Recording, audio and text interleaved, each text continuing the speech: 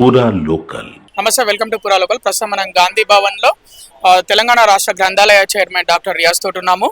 ఎందుకు గాంధీ భవన్ ఎదుట బైఠాయించారు, నిరసన కార్యక్రమం తెలుపుతున్నారు, కారణం ఏంటి?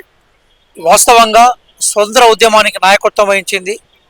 ఆ నాయకత్వంలో భాగంగానే స్వతంత్ర ఉద్యమ స్పిరిట్ని తీసుకురావడం కోసం నేషనల్ హెరాల్డ్ పత్రిక నడిపించింది జవహర్లాల్ నెహ్రూ గారు, గాంధీ గారు. ఈరోజు భారత స్వతంత్ర ఉద్యమం యొక్క ఛాయలను మరుగుపరచడం కోసం, స్వతంత్ర ఉద్యమ స్ఫూర్తిని పూర్తిగా తొలగించడం కోసం, స్వతంత్ర ఉద్యమంతో సంబంధం లేని భారతీయ జనతా పార్టీ కుట్రాపూరితమైన కేసుల్ని ఈరోజు కాంగ్రెస్ పార్టీ మీద బనాయించే ప్రయత్నం చేస్తున్నది. అంటే మానసికంగా కాంగ్రెస్ పార్టీ నేతలను ఇబ్బంది పెట్టి, మానసికంగా అరాయి చేసి, కాంగ్రెస్ ముక్త్ భారత్ అనే స్లోగన్ తోటి కాంగ్రెస్ పార్టీని ఏదో చేయాలని వాళ్ళు భ్రమిస్తూ ఉన్నారు. మేమేమంటున్నాం అంటే, మీకు స్వతంత్ర ఉద్యమంతో సంబంధం లేదు. నేషనల్ హెరాల్డ్ పత్రిక ఎందుకు పెట్టారు, దాని స్ఫూర్తి ఏందో మీకు తెలియదు.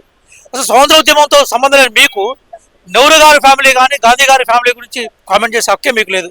ఈరోజు పనికి ఉపాధి హామీ పథకం, కరోనా టైంలో ప్రజలకు ఉపాధి ఇచ్చే పథకం, మోడీ గారు దాన్ని చాలా ఎగతాళిగా లోక్సభలో అపహాస్యం చేశాడు. కానీ కరోనా సమయంలో అదే ప్రజలకి బ్రతుకుదెరువులు ఇచ్చింది, బతుకులు ఇచ్చింది. బీజేపీ కేవలము ద్వేష రాజకీయాలను, విద్వేష రాజకీయాలను మాత్రమే పునాదిగా పెట్టుకొని పనిచేస్తూ ఉన్నది. మేము ప్రజా రాజకీయాలను పెట్టుకున్నాం. త్వరలోనే మీకు ఓట్ షోర్ గద్దే చూడని నినాదం, ఈవీఎంలకు సంబంధించిన ఇష్యూస్ మీద రాహుల్ గాంధీ గారు చాలా విషయాలను బయటపెట్టారు. మరిన్ని విషయాలను కూడా బయటపెట్టే ప్రయత్నం చేస్తున్నారు. త్వరలోనే కొన్ని సంచలనమైన విషయాలు కూడా రాబోతున్నాయి. మేమేమంటున్నాం అంటే, ప్రజాస్వామ్యంలో ఒక స్ఫూర్తి ఉండాలి.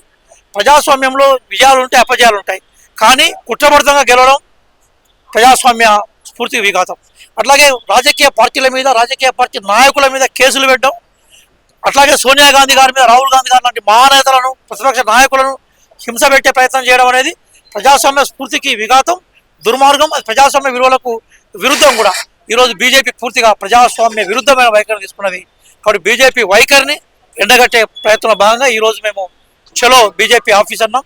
చలో బీజేపీ ఆఫీస్ అంటే బీజేపీ ఆఫీస్ దాడి కోసం కాదు, బీజేపీ నాయకులను వ్యక్తిత్వం హననం చేయడం కోసం కాదు. మేమేమంటున్నాం అంటే, బీజేపీ ఆఫీస్లో దాడి చేయడం అనే కోణంలో మేము పోలేదు.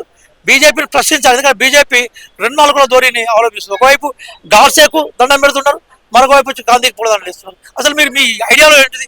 గాంధీని చంపిన దుర్మార్గుడు గాడ్సే. అంటే మీరు గాడ్సే వాదాన్ని, గాంధీ వాదాన్ని రెండు తీసుకొని ప్రజలను కన్ఫ్యూజ్ చేసే ప్రయత్నం చేస్తున్నారు. కాబట్టి వాళ్ళ నిజ స్వరూపాన్ని ఎండగట్టే ప్రయత్నంలోనే ఈరోజు ఈ ప్రోగ్రామ్ను మేము తీసుకున్నాం. గాంధీ పేరు మీద ఉన్న ఒక పథకం పేరు కూడా మార్చారు కదా, ఎట్లా చూస్తారు? ఇప్పుడు వాస్తవంగా ఏంటంటే, మహాత్మా గాంధీ చెప్పిన సిద్ధాంతం ఏంది? స్వపరిపాలన, స్వయం ఉపాధి అని చెప్పాడు. అంటే ప్రతి మనిషి తన ఉపాధిని తను ఎన్నుకోవాలని చెప్పాడు.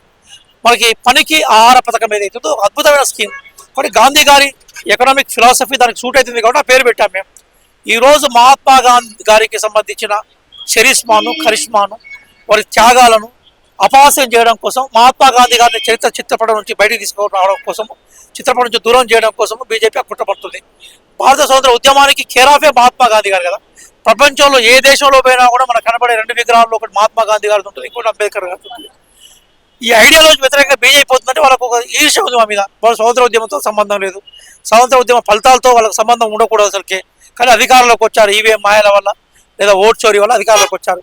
ఈరోజు గాంధీ, నెహ్రూ చిత్రపటాలను, గాంధీ చరిత్రను చెరిపేస్తే బీజేపీ శాశ్వతంగా అధికారంలో ఉంటుంది. పగడి కళలు కలుపుకుంటాం. మేమేమంటుంటే, మీ కళలు పగడి కళలు. ఈ జబ్ తక్ సూరజ్ చాంద్ రహేగా, గాంధీజీ తెర నామ్ రహేగా, నెహ్రూజీ తెర నామ్ రహేగా. కాబట్టి స్వతంత్ర ఉద్యమానికి నాయకత్వం వచ్చిన మానవుల చరిత్రను తీసేసే క్రమంలో బీజేపీ కుట్రపంతా ఉన్నది. కాబట్టి మేము బీజేపీని ఈ సందర్భంగా హెచ్చరిస్తూ ఉన్నాం. స్వతంత్ర ఉద్యమ స్ఫూర్తికి వారసురాలు కాంగ్రెస్ పార్టీ. రాజకీయంగా యుద్ధం చేద్దాం, కానీ చరిత్ర పురుషులు అవమానపరిచి, చరిత్ర పురుషులు చరిత్ర లేకుండా చేసే ఒక దౌర్భాగ్య వైఖరి ఆ దుర్మార్గం ఉన్న విషయాన్ని మీ ద్వారా ప్రజానికి తెలియజేసే ప్రయత్నం చేస్తున్నాం. మరోవైపు ఎన్డీఏ ప్రభుత్వము భారతదేశం మొత్తం పార్లమెంటు స్థానాలకు సంబంధించి డీలిమిటేషన్ చేద్దామని చూస్తుంటే, మీరేమో జిహెచ్ఎంసీ పరిధిలో ఇక్కడ డీలిమిటేషన్ చేపట్టడాన్ని ఎట్లా చూస్తారు? డీలిమిటేషన్ అనేది మారుతున్న అవసరాలకు అనుగుణంగా తీసుకోవాల్సిన నిర్ణయం. డీలిమిటేషన్ కోసం నువ్వు తీసుకున్న శాస్త్రబద్ధమైన వైఖరి, సూత్రబద్ధమైన వైఖరి ఏంటనేది మనకు మొట్టమొదటిసారిగా తెలియాలి. ఈరోజు మేము జనాభా లెక్కల్ని, అట్లాగే జియోగ్రఫికల్ పరిధిని తీసుకొని డీలిమిటేషన్ హైదరాబాద్ చేసే ప్రయత్నం చేస్తున్నాం. అట్లాగే ఢిల్లీకి, కలకత్తాకు, మద్రాస్కి, ముంబైకి జియోగ్రఫికల్ హార్డిల్స్ ఉన్నాయి. కాబట్టి భవిష్యత్తు దర్శనం చేసే, భవిష్యత్తు దర్శినిగా మారే సిటీ హైదరాబాద్ మాత్రమే. కాబట్టి హైదరాబాద్లో పరిపాలన విభాగాన్ని సౌలభ్యం చేసుకోకుండా ఈ దేశానికి ఒక ఆశాదీపకంగా హైదరాబాద్ నిలబెట్టలేము. కాబట్టి ఆ ప్రక్రియకు అనుగుణంగా అడ్మినిస్ట్రేటివ్ రిఫార్మ్స్ కోసమే ప్రయత్నం చేస్తున్నాం. ఆ అడ్మినిస్ట్రేటివ్ రిఫార్మ్స్లో భాగంగానే డీలిమిటేషన్ కోసం ఇచ్చాం, అభ్యంతరాలు స్వీకరించాం. నిన్న మనకి జిహెచ్ఎంసీ మీటింగ్లో కూడా చర్చలు చేశాం. అభ్యంతరాలకు అనుగుణంగా ప్రజాభిప్రాయం మేరకు, రాజకీయ అభిప్రాయం మేరకు మేము గౌరవిస్తాం. కానీ సెంట్రల్లో ఉండే బీజేపీ ఒకవైపు జనగణన చేయకుండా, కులగణన చేయకుండా, జియోగ్రఫికల్ ఇష్యూస్ పరిలో తీసుకోకుండా కుట్రపూరితంగా డీలిమిటేషన్ చేసే ప్రయత్నాన్ని మేము వ్యతిరేకిస్తాం. డీలిమిటేషన్ అనేది ఆహ్వానించదగ్గది కేంద్రంలో, రాష్ట్రంలో. అదే సందర్భంలో దానికి తీసుకున్న శాస్త్రీయమైన వైఖరి, సూత్రబద్ధమైన వైఖరి అనేది ఇంపార్టెంట్ మనకు. దాని మీద పనిచేయాలని మేము కోరుకుంటున్నాం. ఎంఐఎం కు హైదరాబాద్ పరిధి లోపల, జిహెచ్ఎంసీ పరిధి లోపల మేలు చేయడానికే ఇక్కడ డీలిమిటేషన్ చేపట్టింది కాంగ్రెస్ ప్రభుత్వం అని అంటున్నారు. ఏం చెప్తారు?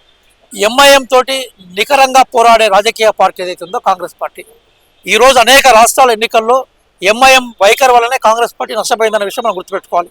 మేము జైన్ ఇన్ ఇండియా అనే నినాదానికి కాంగ్రెస్ పార్టీగా మేము వారసులం. ఎంఐఎం ఎవరికి వారసో వాళ్ళు చెప్పుకోవాలి. అందుకోసం ఎంఐఎంకు కాంగ్రెస్ పార్టీ మధ్య రాజకీయ వైరుధ్యం ఉంటుంది, రాజకీయ శత్రుత్వం ఉంటుంది. ఒకప్పుడు ఇప్పుడు పాత బస్తీలో ఉండే మొత్తం ఏరియా అంతా కూడా కాంగ్రెస్ పార్టీ కంచుకోట్లో ఉండేది. ఎంఐఎం రకరకాల కుట్రల ద్వారా కాంగ్రెస్ పార్టీని అక్కడ కొంత తగ్గించే ప్రయత్నం చేసింది. ఖచ్చితంగా మేము ఎంఐఎం రాజకీయ శత్రువుగానే చూస్తూ ఉంటాం. ఎంఐఎంకు ఈ డీలిమిటేషన్ సంబంధం లేదు. ఇది ప్రభుత్వపరమైన ప్రక్రియ, పరిపాలనాపరమైన ప్రక్రియ. రాజకీయంగా ఎంఐఎంను ఎదుర్కొంటాం. పరిపాలనా ప్రక్రియలో ఏమైనా అభ్యంతరాలు ఉంటే ఎంఐఎం కూడా చెప్పుకుంటుంది, బీజేపీ కూడా చెప్పుకుంటుంది. కానీ రాజకీయ ప్రక్రియకు, పరిపాలనా ప్రక్రియకు రెండింటిని జోడించి చూడడమే బీఆర్ఎస్ యొక్క రాజకీయ అజ్ఞానానికి, బీజేపీ ఊరలు ఎత్తడానికి నిదర్శనంగా కనపడతా ఉన్నాయి మనకి.